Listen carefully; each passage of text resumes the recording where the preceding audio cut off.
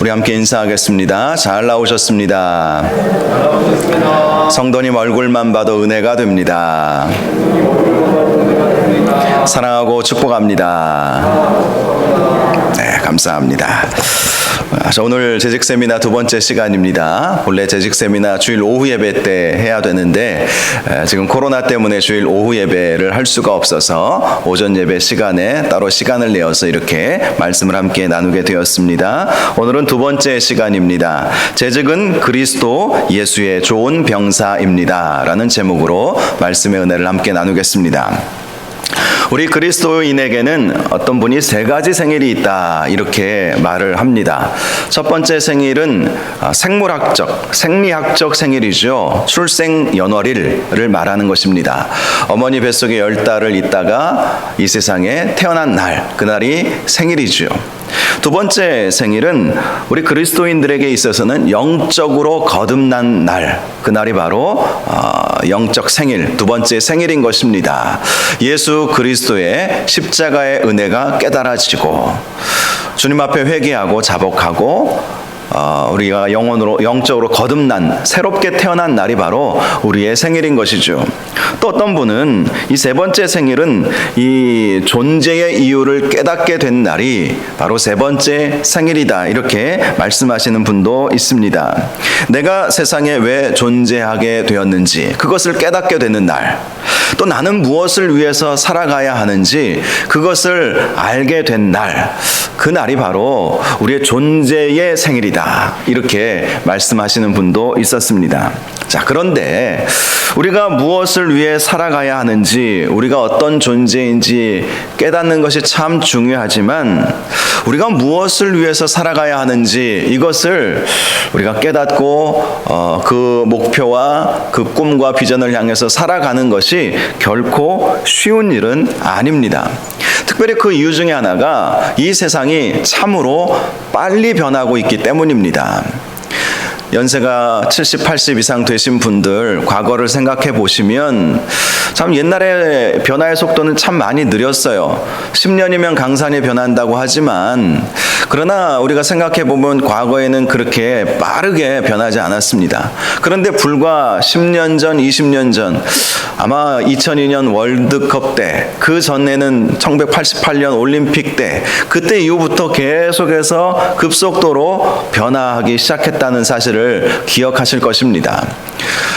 제가 최근에 서울에 우리가 섬기는 선교단체 모임이 있어서 서울에 올라가서 시간이 좀 여유가 있어서 서점에 좀 들렸거든요. 그래서 가보니까 책들이 베스트셀러들이 쭉 이렇게 제목들을 보니까 주로 주식 관련된 책이 많이 있더라고요.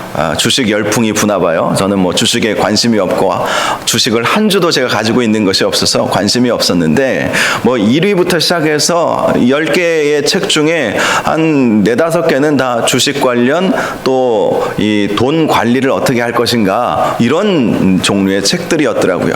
그런데 그 중에 제 눈에 딱 하나 눈에 띄었던 책의 제목이 하나 있었습니다. 그것은 바로 2030 축의 전환이라는 제목의 책이었어요.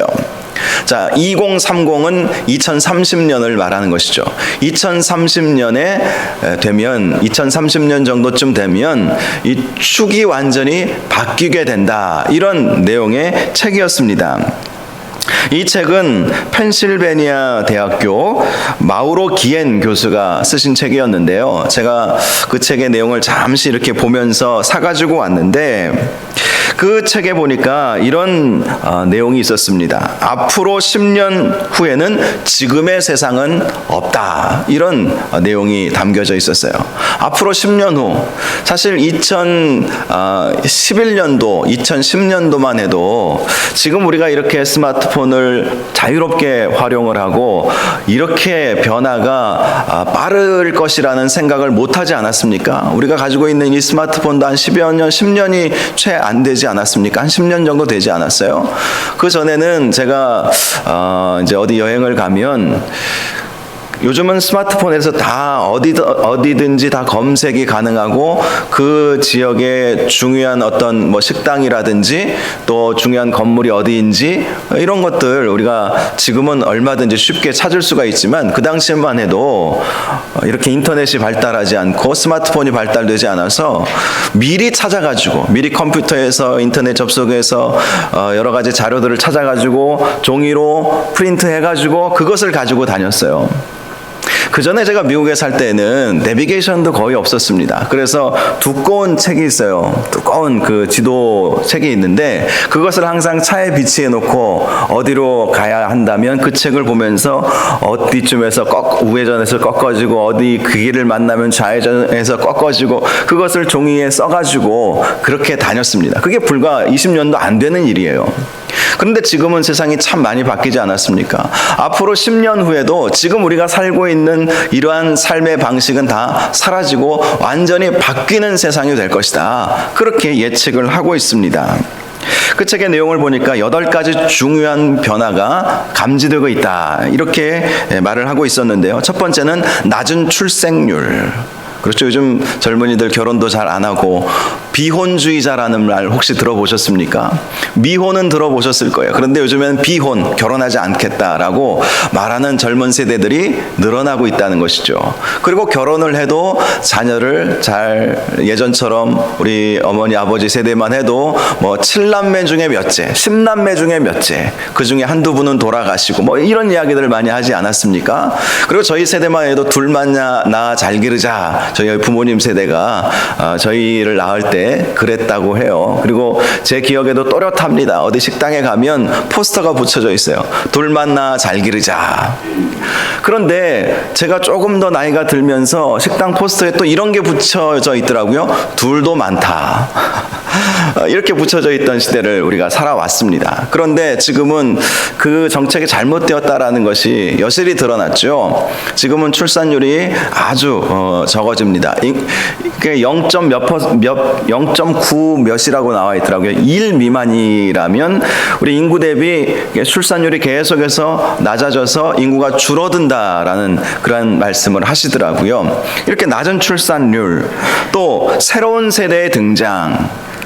그렇죠. 이제 베이비 부머 세대라고 하는 그런 그 세대가 이제 은퇴하고 새로운 세대가 이제 등장하고 또 이 새로운 세대는 새로운 기술과 새로운 문물을 경험한 세대이기 때문에 이 기성 세대들과 생각도 다르고 또 가치관도 다른 세대가 등장하는 것이죠. 그렇게 새로운 세대가 등장하게 되고 또 새로운 중산층이 등장하게 될 것이다. 기존의 중산층들도 물론 있겠지만 이 중산층의 숫자가 더 늘어난다. 그래서 그 책을 보니까 세계적으로 중산층을 이렇게 선도할 나라가 중국이다. 이렇게 분석을 하고 있어요. 중국이 그만큼 부유롭게 되는 그런 나라가 되기 때문이라는 것이죠.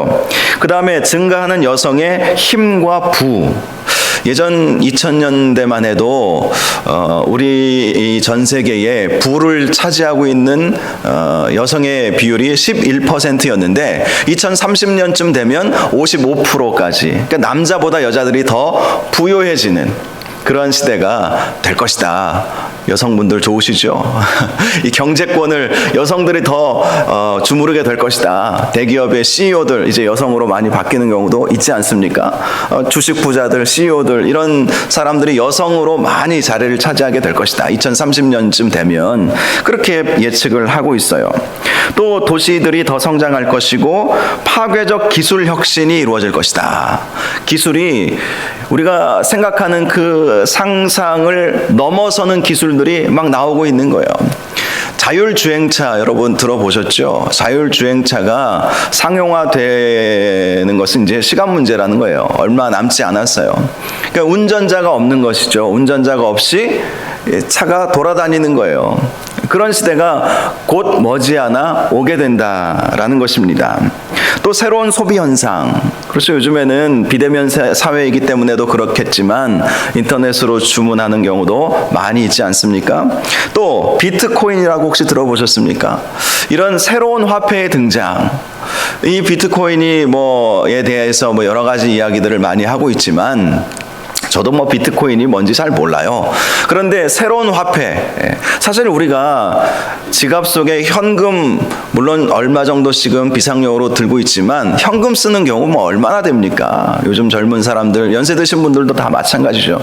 카드 한 장 들고 카드를 쓰면 나중에 통장에서 잔고에서 돈이 빠져나가도록 그렇게 되어 있지 않습니까? 이렇게 새로운 화폐의 등장, 이러한 8가지 축으로 인해서 세상은 빠르게 변화할 것이다.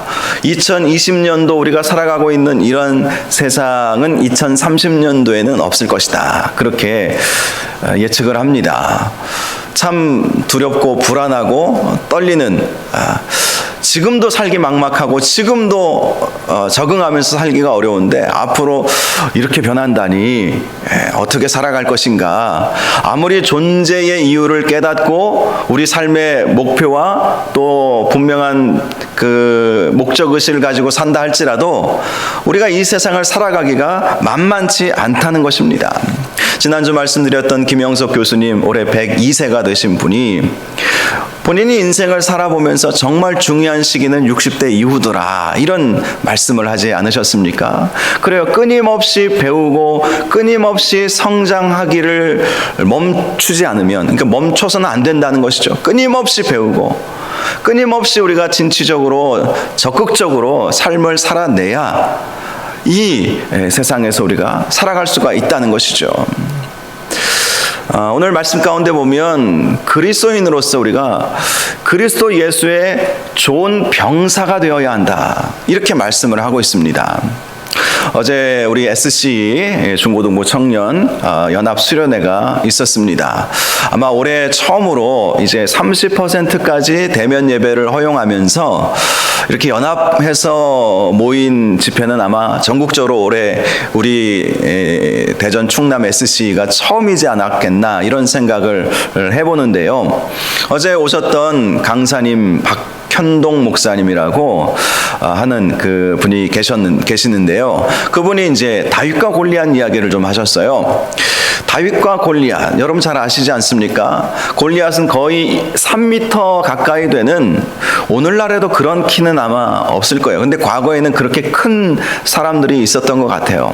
인종적으로 어떻게 설명할 수 있는지는 모르겠지만 키가 3m쯤 되는 그 골리앗이 이스라엘 백성들 앞에서 나와 싸울 수 있는 사람들은 나와, 그렇게 고래고래 소리를 질렀습니다.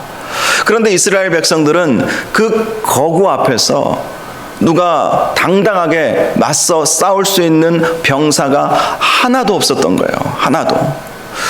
성경을 보니까 40일간 골리앗이 이스라엘 병사들을 향해서 소리 질렀다는 거예요.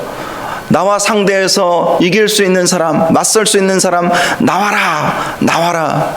그런데 이스라엘 병사들은 다 바위 뒤에 숨었다라는 것입니다. 바위 뒤에 숨어버린 거예요. 혹시 사울이 눈을 마주칠까봐. 사울하고 눈이 마주치면, 사울은 왕이었잖아요. 전쟁을 지휘 감독하던 왕이었습니다. 혹시 눈을 사울과 마주치면 네가 나가봐, 그러면 그냥 죽는 거잖아요. 그러니까 다들 바위 뒤에 숨어서 사울과 눈도 마주치지 않고 눈을 가리고 있었던 것입니다. 이 박현동 목사님이 하시는 말씀이 오늘날 이 코로나 전국 속에서 한국교회가 바위 뒤에 숨어있는 이 이스라엘 병사와 같지 않은가, 이런 말씀을, 이런 지적을 하시더라고요. 그래요. 코로나19라고 하는 것은 거대한 골리앗과도 같습니다. 골리앗은 이 칼과 단창으로 이렇게 무장한 사람이었어요. 키도 크고 힘도 센데 칼과 단창으로, 당시에는 청동기 문화 시대였습니다. 그러니까 철기 제품은 극히 드물어요. 근데 최첨단 무기를 가지고 딱 이스라엘 병사 앞에 서 있었던 거예요. 그러니 이스라엘 백성들이 그 앞에서 주눅이 들어가지고 겁을 먹고 두려워하여서 숨어버린 것이죠. 코로나19 상황을 통해서 우리가 숨어버리고 있지는 않습니까? 세상 사람들이 교회를 향해서 곱지 않은 시선을 보이는 것은 분명합니다. 그리고 이 코로나19라고 하는 것은 우리의 힘으로는 감당할 수 없는 거대한 골리앗과도 같아요. 그런데 우리가 이러한 골리앗 앞에서 두려워서 숨고 피해버리고 있지 않은가라는 것이죠. 그런데 다윗은 달랐습니다. 정말 좋은 병사였어요. 사실은 병사도 아니었죠. 목동이었습니다. 다윗이 그 전쟁터에 나가게 된 것은 다윗의 아버지가 형들이 전쟁터에 나가서 싸우고 있는데 잘 있는지 좀 확인해 보고 와라.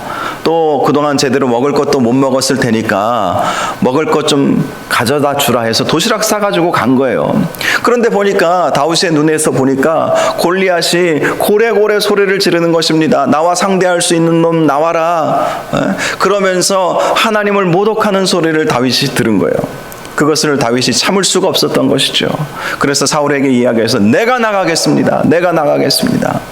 사울이 자신의 갑옷을 입혀줬지만 다윗이 몸집이 작아서 그 사울의 갑옷이 맞지를 않아요. 그러니 갑옷을 다시 던져버리고 맨몸으로 나간 것입니다. 골리앗은 칼과 단창을 들고 있었지만 다윗이 들고 있었던 것은 원시 무기예요. 새총과 같은 이 물맷돌 하나로 다윗을 당당히 쓸어 넘어뜨리지 않았습니까? 예수 그리스도의 이름으로 나가는 성도는 바로 이렇게 아무리 우리 앞에 골리앗과 같은 큰 그러한 우리가 움직일 수 없고 우리가 해결할 수 없는 일이 있다 할지라도 다윗이 하나님의 이름으로 나아갔던 것처럼 우리가 하나님의 이름으로 예수 그리스도의 이름으로 우리가 나아가면 반드시 이길 줄 믿으시기를 바랍니다. 그래서 이 박현동 목사님이 이런 말씀을 처음에 하시더라고요. 다윗과 골리앗이 싸워서 누가 이겼습니까? 다윗입니까? 아니죠. 하나님이 이기신 거예요. 다윗은 힘이 없었어요. 사실 무슨 힘이 있었겠습니까? 군사훈련을 받은 적도 없었어요. 양을 치던 목자일 뿐이었습니다. 그런데 하나님께서 다윗에게 은혜를 주신 것이죠. 힘을 주신 것이죠. 담대함을 주신 것입니다. 그래서 다윗과 골리앗의 싸움에서 누가 이겼냐? 하나님이 이기신 거예요. 우리가 하나님의 이름으로 하나님을 의지하면서 나아간다면 이렇게 하나님께서 우리에게 은혜와 또 승리를 가져다 주신다는 사실을 꼭 믿는 저와 여러분들 되시기를 주님의 이름으로 축원합니다. 자, 4절을 보면 병사로 복무하는 자는 자기 생활에 얽매이는 자가 하나도 없나니 이는 병사로 모집한 자를 기쁘게 하려 함이라 라고 말씀하고 있습니다. 병사로 복무하는 자는 결코 자기 생활에 얽매일 수 없는 것이죠. 잘 아시지 않습니까? 우리 남자분들 군대 경험들을 하고 오시지 않았습니까? 군인이 외출하고 싶다고 아무 때나 나갈 수 있는 것 아니지 않습니까? 배고프다고 아무 때나 밥 먹을 수 있는 것 아니지 않습니까? 휴가 가고 싶다고 내가 날짜 정해서 아무 때나 또 아무 그 기간이나 내가 택해서 할 수 있는 것 아니지 않습니까? 그래요. 병사로 복무하는 사람은 자기 생활에 얽매일 수 없어요. 오직 병사로 모집한 자를 기쁘게 하는 것이 목적이 되어야 한다는 것입니다. 저와 여러분을 그리스도 예수의 좋은 병사로 모집하신 분이 누구이시겠습니까? 바로 우리 하나님 아버지이십니다. 그러므로 우리는 하나님 아버지의 뜻을 이루어 드리며 살아야 하는 것이죠. 내 생활보다 하나님께서 무엇을 더 원하시는가? 내 기준과 내 만족함보다 하나님께서 무엇을 기뻐하실 것인가? 이것이 우리 삶의 목적이 되어야 한다는 것입니다. 그래서 저와 여러분이 정말 하나님을 기쁘시게 해드리는 삶을 살아가실 수 있기를 바랍니다.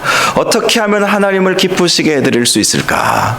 무엇이 정말 하나님께 영광 올려드리는 것이고 내가 어떤 말을 하고 내가 어떤 행동을 하고 내가 어떤 삶의 자세를 가질 때 우리 하나님께서 기뻐하실까? 코로나19를 우리가 지내오면서 이제 백신을 맞기 시작했으니까 늦어도 올해 안에 맞지 않겠습니까? 9월 달까지는 거의 대부분 이제 맞게 될 것이다 이렇게 예측을 하고 있다고는 하는데요. 늦어져도 11월까지는 맞을 것이다 이렇게 말을 하고 있으니까 올해 안에는 이 코로나 이 상황도 끝나겠죠. 여러분, 코로나를 살아가면서 이 상황 속에서도 어떻게 하면 하나님을 기쁘시게 해드릴 수 있을까? 이러한 삶의 기준, 목적, 이런 마음으로 우리가 살아가야 하는 것이고요. 코로나가 끝났다 할지라도 우리가 집단 면역을 형성하고 코로나 바이러스로부터 자유로워진다 할지라도 우리의 삶의 분명한 목표는 어떻게 하면 하나님을 기쁘시게 해드릴 수 있을까? 항상 이러한 생각을 하시고 살아가실 수 있기를 바랍니다. 한번 진지하게 생각해 보십시오. 어떻게 하면 하나님을 기쁘시게 해드릴 수 있을까? 기도하면서 또 말씀을 묵상하다 보면 하나님께서 분명한 꿈을 주실 거예요. 그 꿈을 발견하고 그 목표를 발견하고 인생을 살아가시는 분들은 반드시 유종의 미를 거두는, 또 김영석 교수님이 아니라 저와 여러분이 정말 여러분 인생 말년쯤 가서 참 인생 힘들고 어려웠지만 그래도 보람되게 잘 살았구나, 이렇게 스스로 생각할 수 있을 정도가 될 것이라고 저는 확신합니다. 하나님을 기쁘시게 해드리려는 그 마음을 가질 때 하나님이 가만히 계시겠습니까? 아닙니다. 우리 하나님께서, 우리의 마음 중심을 아시는 하나님께서 우리를 기뻐하시고 우리에게 은혜 주시고 우리에게 놀라운 축복을 허락하여 주신다는 사실을 꼭 믿는 저와 여러분들 다 되시기를 주님의 이름으로 축원합니다. 자, 오늘 재직 세미나 두 번째 시간으로 특별히 이 병사로 복무하는 자는, 이 병사로 복무하는 자가 특별히 가지고 있어야 할 것이 이 군인 정신 아니겠습니까? 군인 정신, 이 정신적 문제, 자세의 문제예요, 사실은. 그래서 우리가 재직의 신앙적, 정신적 이 자세, 이 두 가지에 대해서 함께 말씀을 생각해 보려고 합니다. 강의안을 보시면서 필요한 부분은 메모도 하시면서 혹시 볼펜이 없으시면 우리 손을 들어 표해 주시면 우리 부목사님이 전달해 드리도록 그렇게 하겠습니다. 자, 재직의 먼저 신앙적 자세가 무엇인가? 첫 번째로 재직은 주의 날을 존중히 여기는 자세를 가져야 한다라는 것입니다. 주의 날. 자, 주의 날은 주일을 말하는 것이죠. 주일은 안식 후 첫날을 주일이라고 말합니다. 안식 후 첫날. 구약 시대에는 안식일을 지켰지만 신약 시대 때부터는 우리 그리스도인들은, 초대교회 성도들은 안식일이 아니라 주일을 안식일처럼 지키게 되었어요. 이 주일을 안식일처럼 지키게 된 것은 안식 후 첫날에 예수님께서 부활하셨기 때문이죠. 그리고 예수님의 부활하심으로 말미암아 우리 주님께서 영원한 안식에 들어가신 거예요. 그래서 신학적으로 영원한 안식, 이 안식의 완성은 예수 그리스도의 부활로 말미암아 이루어졌기 때문에 우리 그리스도인들은 주일을 지키는 것입니다. 율법에는 안식일은 금요일 저녁부터 토요일 해지기 전까지죠. 그래서 안식교인들은 구약에 나와 있는 말씀대로 안식일을 지켜야지, 토요일을 지켜야지 이렇게 생각합니다. 그리고 유대인들은 당연히 토요일을 안식일로 지키죠. 그런데 우리 신약교회 성도들은 주일을 안식일로 지키는 이유가 예수님께서 부활하심으로 영원한 안식에 들어가셨기 때문에 율법의 토요일이었던 그 안식일의 그 개념이 주일에 완성되었기 때문에 우리는 주일을 지키는 것입니다. 자, 특별히 우리가 주의 날 해야 할 두 가지 주요한 행위가 있죠. 바로 첫째는 주의 날은 예배하는 날이다. 물론 안식일도 예배하는 날이었기 때문에 그 전통이 주일로 이어진 것입니다. 주의 날은 예배하는 날입니다. 사도행전 20장 7절을 보니까 초대교회 성도들은 주의 날에 함께 모여서 떡을 떼고 하나님의 말씀을 듣는 시간을 가졌다, 이렇게 기록을 하고 있습니다. 안식 후 첫날에 예수님의 부활을 기념하면서 성도들이 모여서 교제하고 예배하고 말씀을 배우고 하나님께 찬양하고 영광 올려드리는 그러한 날로 그렇게 삼게 되었다, 이렇게 말씀을 하시는 것입니다. 또 요한계시록 1장 10절을 보니까 요한계시록을 쓰게 된 그 계시의 말씀을, 또 계시의 환상을 보게 된 날이 바로 이 주의 날에 이루어졌다, 이렇게 말씀을 하고 있어요. 반모섬에 유배된 사도 요한이 주일날 다른 사람들과 함께 예배는 드릴 수 없었지만 이 주의 날을 특별히 기억하고 이 주의 날에 하나님 말씀 또 기도함으로 홀로 예배를 드렸겠죠. 누구 다른 사람과 함께 예배 드릴 수 있는 사람이 없었기 때문에 그러지 않았겠습니까? 그래요. 대면 예배든 비대면 예배든 모니터 앞에서 홀로 하나님께 예배하든 아니면 우리가 대면하여서 함께 모여서 예배하든 하나님께 예배하고, 그래서 함께 모여서 예배할 수 있으면 그렇게 예배하고, 그렇게 하지 못한다면 홀로 하나님을 찬양하고 예배하고, 이 주의 날을 정말 거룩하게 예배하는 날로, 기도하는 날로, 하나님을 특별히 만나는 날로 존중히 여겨야 한다라는 것입니다. 두 번째, 이 주의 날은요, 선한 일을 하는 날입니다. 마가복음 12장 12절을 보니까 예수님은 안식일에 선을 행하는 것이 옳으니라 이렇게 말씀을 하셨어요. 선을 행하는 날, 안식일에 선을 행하는 날, 선을 행하는 날이 되어야 한다는 것이지요. 특별히 하나님께서 기뻐하시는 선을 행하는 것이 무엇일까? 제가 말씀을 묵상하면서 생각해 보았어요. 여러분들도 한번 생각해 보십시오. 안식일에 해야 하는, 주의 날에 해야 하는 선한 일이 무엇일까? 그것은 바로 먼저는 주의 몸된 교회, 또 예배를 섬기는 일, 그것이 선한 일 아니겠습니까? 우리가 온 성도들이 함께 모여서 예배 드리기 때문에 예배를 섬기는 것, 교회를 섬기는 것, 주일학교 교사로 또 교회 주일날 온 아이들을 섬기는 것, 예배 안내를 보고 또 주일 또 예배를 위해서 청소도 하고, 이런 모든 것들, 또 재정을 관리하고 헌금위원으로 또 성가대원으로 찬양대원으로 반주자로 이렇게 섬기는 것이 정말 선한 일 아니겠습니까? 그리고 또 성도들을 돌아보는 것이 선한 일입니다. 아픈 성도들을 위로하고 돌아보고 격려하고, 또 가서 기도해주고, 할 수 있으면 신방도 하고, 또 주일날 전도도 하고, 이런 일들이 하나님께서 기뻐하시는 선한 일들이죠. 안식일이라고 해서 두 손 두 발 다 놓고 쉬라는 의미가 아니지 않습니까? 안식일을 지킨다라는 것은 주님을 위해서 선한 일들을 하는 것을 의미하는 것입니다. 제사장들은 제사를 섬겨야 하는 일을 하지 않았습니까? 마찬가지로 신약시대의 모든 성도들은 거룩한 백성이요 거룩한 제사장입니다. 왕같은 제사장입니다. 그러므로 교회를 섬기고 성도들을 섬기는 일들 반드시 해야 할 일인 것입니다. 예배 한번 싹 드리고 구경꾼처럼 하시고 돌아가는 것이 아니라 내가 교회를 위해서 섬길 것이 무엇이 있을까 생각해보고 섬기는 날이 바로 주의 날이라는 것이죠. 자, 두 번째 재직이 가져야 할 신앙적 자세는, 첫째는 주일을 소중하게 여기는 것이고, 두 번째는 예배를 소중하게 여기는 자세입니다. 교회의 가장 중요한 목적 중에 하나가 예배 아닙니까? 예배가 무엇입니까? 예배란 하나님께 무릎 꿇고 경배를 드리는 것을 말합니다. 특별히 우리 재직들은요, 공예배를 소중히 여기셔야 합니다. 예배는요, 주일에만 드리는 것이 아니죠. 평일에도 또 우리가 공적으로 정한 시간에 함께 모여서 드리는 예배가 공예배 아닙니까? 공예배가 뭐예요?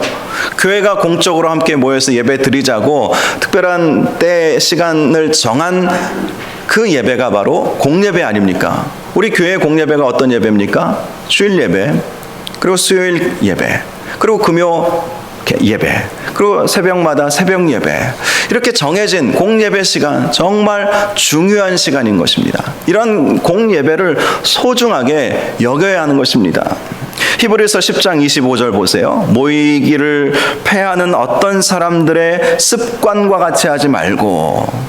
자, 모이기를 패하는 어떤 사람들의 습관이라고 했어요. 자, 여러분 생각해 보세요. 주일 예배는 거의 대부분 잘 안 빠지세요. 특별한 일 없고서는. 그런데 수요일이나 금요일이나 새벽 기도에는 어떻습니까? 습관과 같이 빠지시는 분들 혹시 계십니까? 어떤 특별한 이유가 있어서, 몸이 아파서, 또 여러 가지 이유와 사정이 있어서 빠지시는 것은 하나님도 보시기에 인정하실 거예요. 목사가 보기에도 충분히 인정이 되는 일입니다. 그런데 습관이 되면 문제가 있다는 거예요.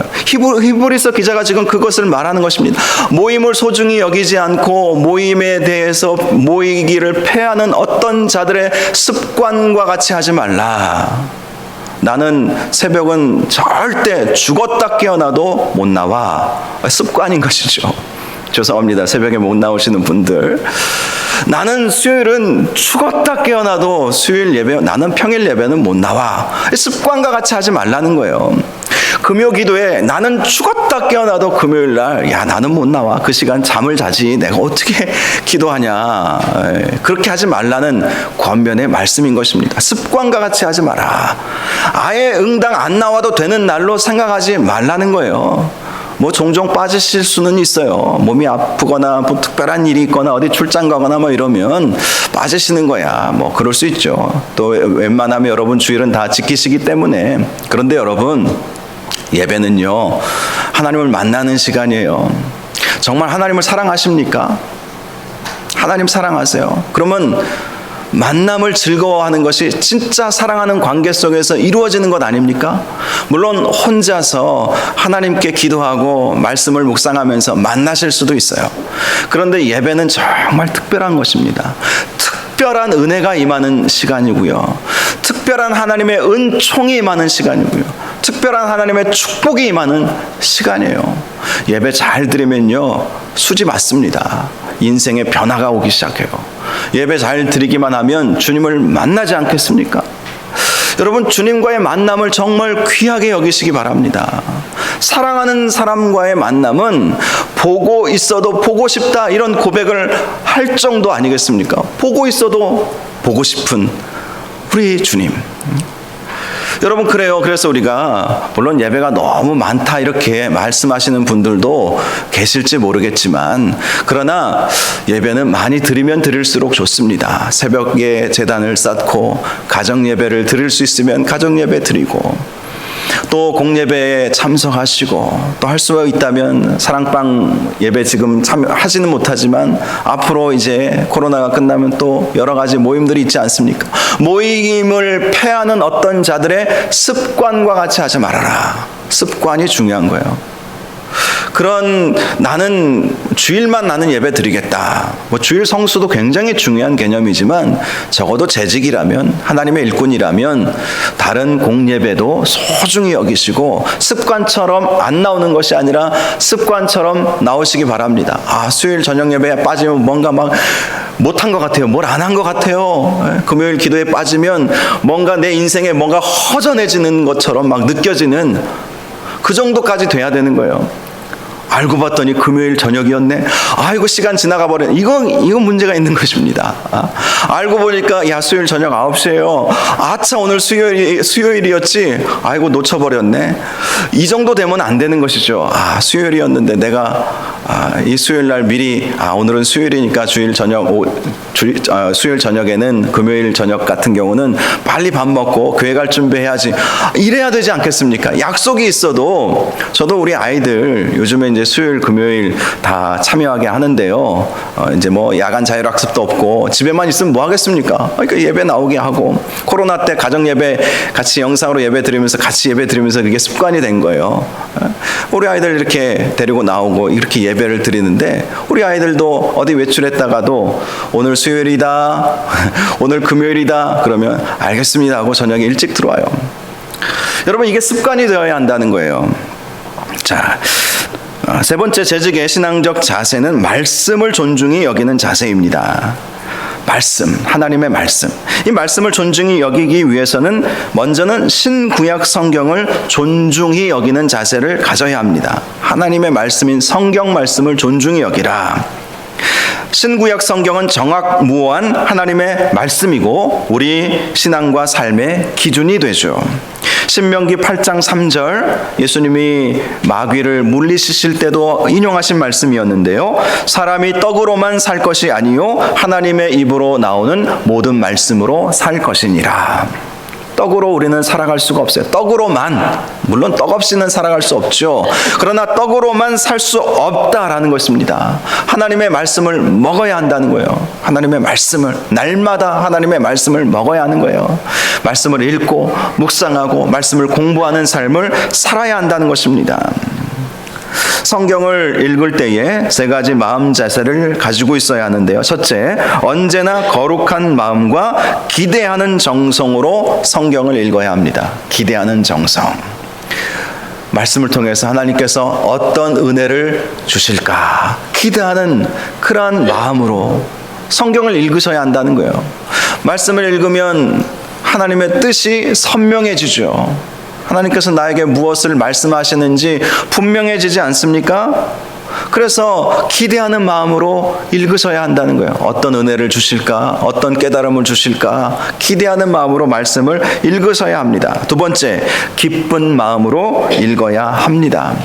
말씀을 읽으실 때에 지겨우십니까? 지루하십니까? 그것을 이겨내시고 기쁜 마음으로 은혜 받고자 하는 마음으로 말씀을 읽어야 한다는 것입니다. 세 번째는 순종하려는 마음으로 읽으십시오.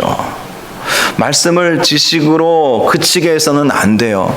물론 말씀을 많이 알고 계시는 것도 참 중요하지만 말씀을 읽는 목적은 순종하기 위해서인 것입니다.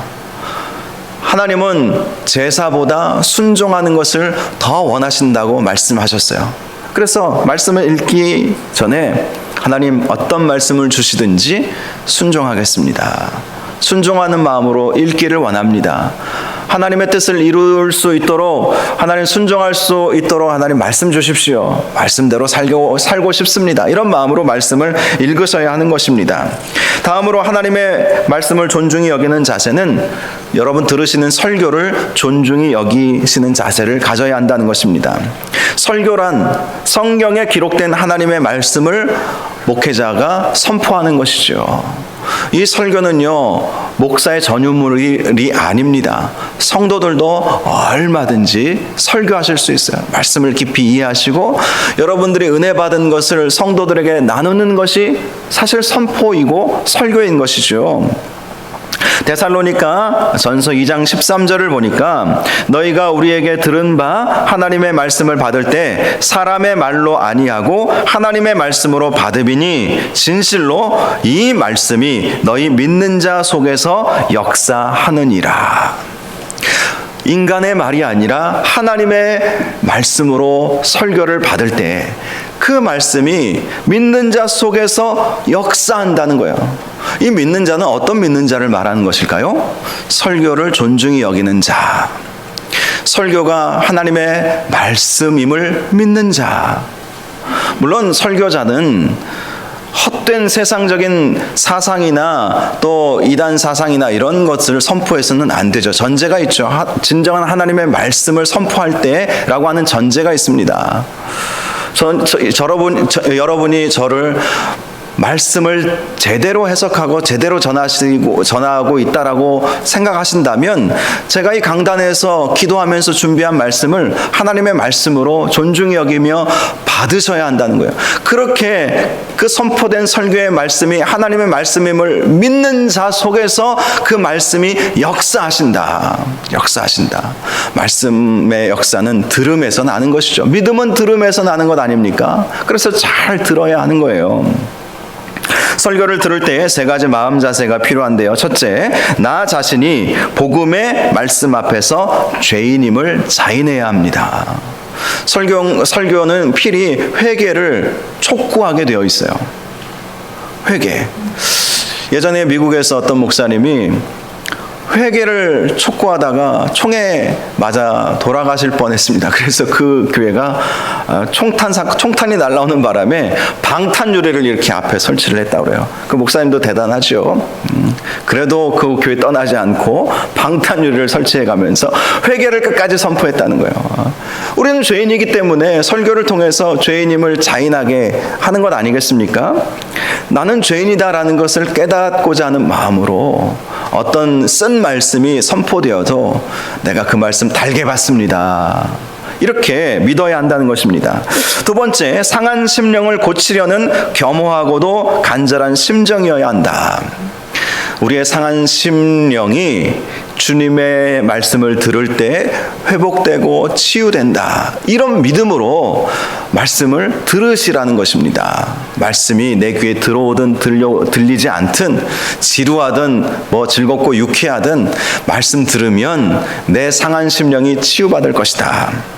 또 내 심령뿐만 아니라 히브리서 말씀을 보면 하나님의 말씀은 살아있고 운동력이 있어서 날쌘 검과 같고 우리의 혼과 또 우리의 골수, 우리 영혼을 찔러 쪼개기까지 하신다, 이런 말씀을 하고 있거든요. 그러니까 영혼의 치유, 마음의 치유뿐만 아니라 하나님 말씀은 우리의 육신의 치유도 오게 하는 능력의 말씀이 되는 것입니다.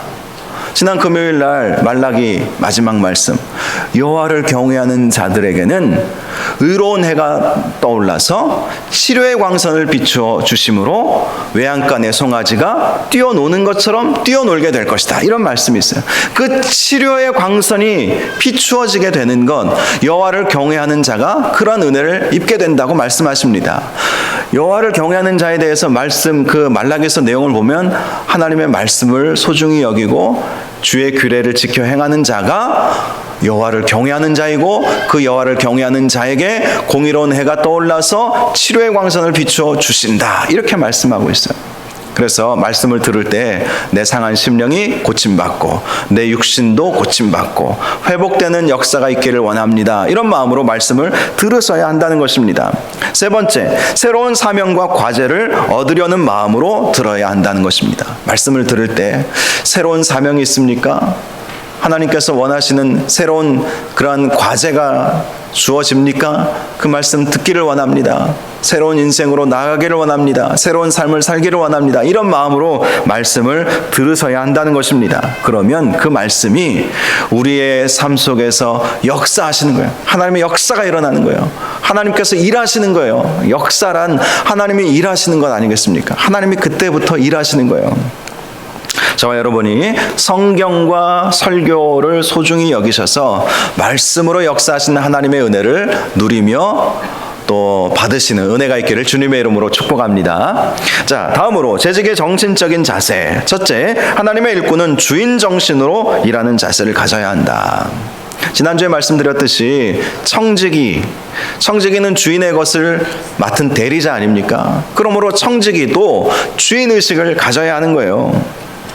자, 주인의식을 갖기 위해서는 첫째, 책임질 줄 아는 정신을 가져야 합니다. 나에게 맡겨진 일은 내 책임이다.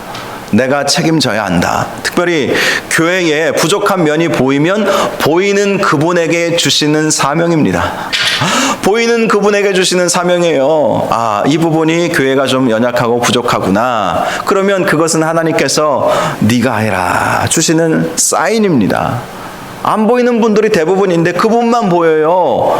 그러면 그게 그분이 하시라고 하나님께서 하시는 사인이요, 음성이요, 말씀 아니겠습니까? 그래서 책임감을 가지고 주어진 일을 성실하게 감당하라는 것이죠. 성실하게. 두 번째, 재직은 사명을 위해 일하는 정신을 가져야 합니다. 사명감. 싹꾼과 선한 목자의 비유에서 알 수 있듯이 싹꾼은 돈을 벌기 위해서 일하죠. 그러나 선한 목자는 양을 지키려는 사명감을 가지고 일합니다. 그러니까 이리가 와도 목숨 걸고 싸우는 것 아닙니까? 이 사명감 없이는 목숨 걸 수가 없어요. 그래서 목숨 걸고 싸우려는, 주의 몸된 교회를 보호하고 주의 몸된 교회에 덕을 끼치고 교회가 든든히 세워져 갈 수 있도록 사명감을 갖는 것이 참 중요합니다. 목회자만 사명감 가지고 일하는 것이 아니라 장로님으로, 안수 집사님으로, 우리 권사님으로, 우리 서리 집사님으로 비록 은퇴하셨어도 사명감이 있다는 사실을 꼭 기억하시고 하나님께서 주신 그 사명감 가지고 일하셔야 한다는 것입니다. 자, 두 번째, 재직의 두 번째 정신적 자세는 봉사 정신으로 일하라는 것이죠. 베드로전서 1장 10절 말씀처럼 선한 청지기 같이 서로 봉사하라. 봉사의 마음으로 서비스 정신이죠. 여러분, 식당 가서 또 가고 싶은 식당이 있고 또 어떤 식당은 다시는 가고 싶지 않은 식당이 있죠.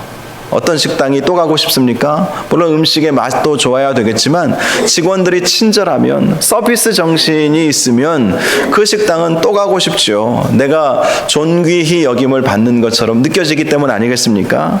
여러분, 그래요.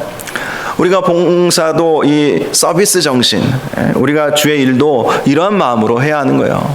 주님을 섬기겠다, 교회를 아름답게 섬기겠다, 이런 마음으로 일을 해야 하는 것입니다. 그래서 세 가지를 기억해야 하는데요, 봉사는 보상을 위해서 일하는 것이 아니라는 사실입니다. 어떤 보상과는 상관없이, 보상이 있든 없든 주님을 위한 일이기 때문에 하는 것이죠. 그러나 하늘의 상급은 쌓일 것입니다. 당장 내 눈에 보이는 보상은 없어도 그 보상을 바라보면서 하는 것은 아니지만 하늘의 상을 쌓아놓는 거예요. 그 하늘의 상은요, 필요할 때 땅에서 끌어다 쓸 수도 있어요. 눈에 보이지 않지만. 왜 그런지 아십니까? 땅에서 매면 하늘에서도 매이고, 땅에서 풀면 하늘에서도 풀리니까. 여러분, 통장에 잔고가 많이 있으면 든든하죠. 그런데 통장 잔고보다 더 중요한 것은 하늘의 상급을 쌓는 거예요. 봉사정신으로 하늘의 상급을 많이 쌓아 놓으셔야 한다는 것입니다. 두 번째, 봉사는 의무에 매여 일하는 것이 아니다라는 것이죠. 의무감에 매이면요, 지치고 힘들 때는요, 짜증나고 짐이 되게 느끼지 않겠습니까? 올해도 내가 이거 해야 되나? 의무감 때문에 장로로 내가 세움을 받았기 때문에 권사가 되었는데, 이런 어떤 의무감이 아니라 더 중요한 것은 기쁨과 감사의 마음인 줄 믿으시기 바랍니다. 충성되이 여겨 직분을 맡기심이니, 지난주 말씀 나누지 않았습니까? 충성되이 여겨서 직분을 주셨기 때문에 의무감이 아니라 기쁨으로, 힘들고 어려운 거 다 알아요. 누가 모릅니까? 담임 목사로서의 직분을 감당하는 것은 편하고 좋겠습니까? 코로나19 상황을 지나오면서 저에게 오는 중압감들이 있었어요. 얼마나 마음이 어렵고 힘든지. 그런데 의무감으로 일하지 않고 그래도 그 가운데 기쁨을 찾았던 거예요. 그래도 이 속에서 그래도 하나님을 찾고자 하는 그 열정적인 우리 성도님들을 보면서 기쁨이 오고, 그래도 기쁨과 감사함을 놓치지 말아야지라는 마음으로 하나님을 섬기니까 그만큼 하나님께서 은혜 주시고 피할 길을 열어주시고 우리 주님께서 우리와 함께 해주시는 것 아니겠습니까? 자, 마지막 세 번째, 봉사는 죽게 하듯 하는 것입니다. 주님을 섬기는 거예요. 주님께 서비스 해드리는 거예요. 성도를 섬기는 것도 주님 섬기듯이 작은 소자에게 한 것이 바로 내게 한 것이다. 주님이 말씀하셨잖아요. 작은 소자에게 한 것이 내게 한 것이다. 그러므로 연약한 사람들, 성도들, 교회를 섬기는 것 다 주님을 섬기는 거예요. 교회 건물 청소하는 것 주님 섬기는 것입니다. 마리아가 십자가 지시기 전에 예수님의 발을 자기의 머리카락으로 닦아 주었던 것처럼 섬기는 거예요. 그렇게 예배를 섬기는 것, 또 성도들을 섬기는 것 다 주님 섬기는 마음으로 해야 한다라는 것입니다. 이 봉사정신으로 일하기 위해서는 두 가지를 기억하십시오. 첫째, 협동정신입니다. 전도서 말씀에 한 사람이면 패합니다. 두 사람이면 맞설 수 있습니다. 그러나 세 겹줄은 결코 쉽게 끊어지지 않습니다.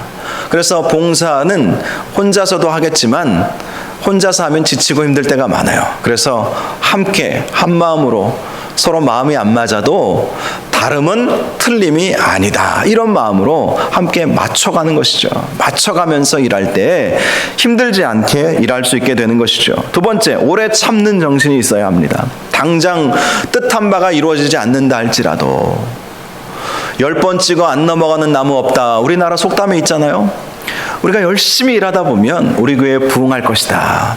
열심히 일하다 보면 하나님께서 우리 교회에 주신 비전 15만 영혼을 구원하고 3,000명의 선교사님들을 후원하고 기도해드리고 3,000명의 사역자들을 훈련하여 세우는 교회, 너무 원대하고 이룰 수 없는 꿈이라고 생각하지 마시고 우리가 끊임없이 기도하고 한마음 되어 함께하면 이 놀라운 역사, 비전이 이루어질 것이다. 오래 참는 마음. 여러분, 신앙생활 수십 년간 해오시지 않았습니까? 기도도요, 오래 참고 기도하시는 분이 결국 기도응답을 받습니다. 어떤 분이 10년을 기도했는데 전혀 응답되지 않은 것 같아서 하나님께 하소연했대요. 하나님 이렇게 간절히 10년을 기도했는데 왜 안 이루어 주십니까? 그랬더니 하나님이 주시는 말씀, 지난 금요일에 제가 드린 말씀입니다. 하나님 주신 말씀, 10년 동안 네가 기도함으로 너의 영이 살아나지 않았느냐? 10년 동안 네가 그렇게 기도함으로 기도의 무릎이 강하여지지 않았느냐? 그래요. 당장 기도의 응답이 이루어졌느냐 안 이루어졌느냐가 우리에게는 중요한 관심사이겠지만 하나님은 하나님과 우리와의 관계, 교제, 만남을 더 중요하게 생각하시는 거예요. 그래서 당장 이루어 주실 수도 있으셨겠지만 10년간 기도하게 하시는 것이죠. 함께 하고 싶었기 때문에. 그래서 여러분, 기도 응답을 빨리 받고 싶으시면 주님과의 교제에 더 관심을 가지세요. 기도도 기도 응답이 목적이 되면 기도 한 5분 10분 하면 할 기도가 뭐 있습니까? 저도 5분 10분 하면 쫙 다 기도해요. 뭐 반복하면 뭐 더 할 수는 있겠지만 그러고 5분 10분 기도하면 할 내용이 없잖아요. 그러면 자리에 벌떡 일어서고 가버리면 하나님 보시기에 나는 너하고 좀 더 있고 싶은데, 나는 너하고 좀 더 대화를 나누고 싶은데, 영적인 교제를 나누고 싶은데, 하나님 할 얘기 끝났으니까 갈게요. 여러분, 사랑하는 관계 속에서 그렇게 얘기하면 그 사랑을 유지할 수 있겠습니까? 사랑하는 연인이 서로 할 말 끝내고 집으로 돌아간다고 생각해 보십시오. 그게 사랑의 관계입니까? 그건 일로 만나는 관계예요. 하나님과 우리의 관계는 일로 만나는 관계가 아니지 않습니까? 사랑의 관계가 되어야 하는 것이죠. 오래 참음으로, 오래 참는 기간에 주님과 진정한 교제를 나누시는 삶을 살아야 한다는 것입니다. 자, 그 다음에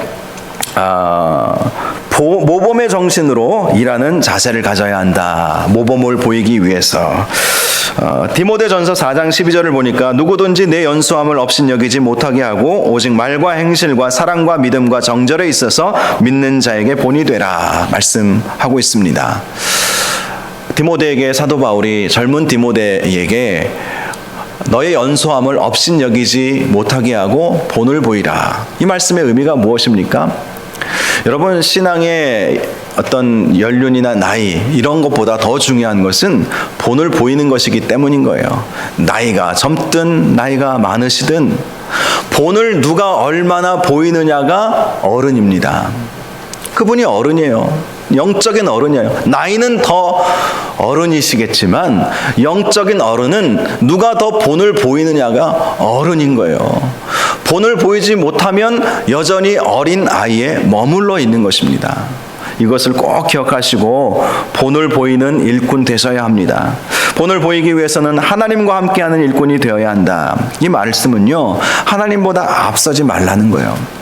마태복음 16장에서 베드로가 예수님이 십자가 지실 고난이 있어야 될 것이다 이렇게 말씀하셨는데, 그렇게 할 수 없는 일 없습니다. 그렇게 될 수 없습니다. 이렇게 말하지 않았습니까? 그때 예수님이 베드로에게 무슨 말씀을 하셨습니까? 사탄아 내 뒤로 물러가라. 너는 나를 넘어지게 하는 자로다. 자, 하나님의 계획은 분명해요. 십자가 지시는 거예요. 그런데 베드로는 선한 의도를 가졌겠죠. 자신의 선생님이시고 주인이신 주님이신 예수님이 고난당하신다는 것을 어떻게 두 눈으로 볼 수 있겠습니까? 선한 의도를 가졌겠지만 선한 의도보다 더 중요한 것은 주님의 의도이지요. 주님의 뜻, 주님의 생각입니다. 내 생각보다 중요한 것은 주님이 어떤 생각을 가지고 계시는가. 하나님과 함께 일하는 일꾼. 주님보다 앞서지 말아야 하는 거예요. 주님보다 앞서면 걸림돌이 되는 거예요. 너는 나를 넘어지게 하는 자로다. 주님을 걸려 넘어지게 하는 자가 되어서는 안 되는 거예요. 그 전에는 주는 그리스도시요 살아계신 하나님의 아들이십니다 라고 고백하면서 베드로라고 하는 이름을 받지 않았습니까? 디딤돌이에요. 디딤돌. 주님의 사역에 디딤돌 역할을 했지만 곧바로 걸림돌이 되어버렸던 것입니다. 여러분, 하나님과 함께 일하고 하나님의 뜻에 맞추고 하나님보다 결코 앞서지 마시고 하나님께서 말씀하실 때까지 기다리실 필요도 있는 것이고 하나님의 뜻을 이루어 드리려고 하는 그 마음을 가지고 사명을 감당하셔야 하는 것입니다. 자, 마지막, 본을 보이는 일꾼이 되려면 자신의 직분이 비방받지 않도록 힘써야 한다. 고린도 후서 6장 3절 우리가 이 직분이 비방을 받지 않게 하려고 무엇에든지 아무에게도 거리끼지 않게 하고 라고 말씀하고 있어요. 사도 바울과 그 함께했던 동역자들은 자신이 받은 이 직분, 사도로서 주의 제자로서 주님의 일꾼으로 받은 그 직분이 비방받지 않게 하려고 정말 최선의 노력을 다했다는 거예요. 직분은 소중한 것 아닙니까? 하나님께서 주신 귀한 직분이에요. 그 무엇과도 바꿀 수 없는 직분이에요. 생명과도 같은 직분입니다. 장로님으로, 권사님으로, 안수 집사님으로 세움받았다는 것은 정말 귀한 직분이에요.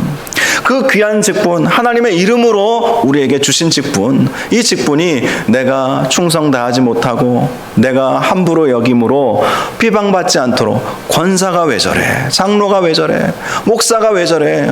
참 요즘 목사들도 참 죄송합니다. 제가 대표자는 아니지만 목회자들의 잘못 용서해 주시기 바랍니다. 목사가 왜 저래, 이 소리 얼마나 많이 듣는지 몰라요. 목사는 먹사라는 얘기가 있습니다. 비아냥거리는 것이죠. 좀 굶어야 되는데. 집사는 잡사라는 얘기도 있습니다. 여러분, 이렇게 비아냥거리는 그런 소리가 들려져서는 안 되지 않겠습니까? 주어진 직분을 최선을 다해 감당할 때 믿음이 연약하신 분들이 저 장로님처럼 내가 성장해야 되겠다, 저 권사님처럼 내 믿음이 성장했으면 좋겠다, 이렇게 되셔야 한다는 것입니다. 이것이 바로 본을 보이는 것이고 비방받지 않게 하는 것임을 기억하시고, 여러분, 하나님께서 주신 귀한 직분 잘 감당하시기를 바랍니다. 결론의 말씀, 결국 우리의 믿음은 보여져야 하는 거예요. 믿음은 보여지는 거예요. 예수님께서 중풍병자의 친구들이 자신의 친구인 이 중풍병자를 데리고 왔을 때 어떻게 말씀에 기록되어 있는지 아십니까? 그들의 믿음을 보시고, 보여져야 하는 거예요. 그들의 믿음을 보시고. 그렇습니다. 믿음은 보여져야 하는 거예요. 마음으로 믿는 게 다가 아닙니다. 보여져야 하는 거예요. 본이 되어야 하는 것이고 얼굴부터 나타나야 하는 거예요. 얼굴에 믿는 자의 모습이 보여져야 하는 거예요. 모르는 사람이 혹시 버스에서 옆자리에 앉았는데 혹시 교회 다니십니까? 이렇게 물어볼 수 있을 정도가 돼야 돼요. 저는 택시를 잘 타지는 않지만 서울에 이제 사역이 있어서, 모임이 있어서 올라가면 종종 택시를 타거든요. 그러면 가끔 듣습니다. 물론 맨날 듣는 것은 아니고, 혹시 교회 다니세요? 좀 인상이 되게 좋아 보이시네요. 제 자랑이 아니라. 이런 말을 들을 수 있어야 돼요. 보여져야 하는 거예요. 믿음이 보여져야 하는 거예요. 보여지기 위해서 몸부림치고 믿음으로 자기 자신을 가꾸는 그런 하나님의 일꾼들 다 되시기를 주님의 이름으로 축원합니다. 이 시간 우리 함께 찬양하겠습니다. 오직 주의 사랑에 매여 내영 기뻐 노래합니다. 이 찬양 우리 함께 찬양하고 잠시 기도하는 시간을 갖겠습니다.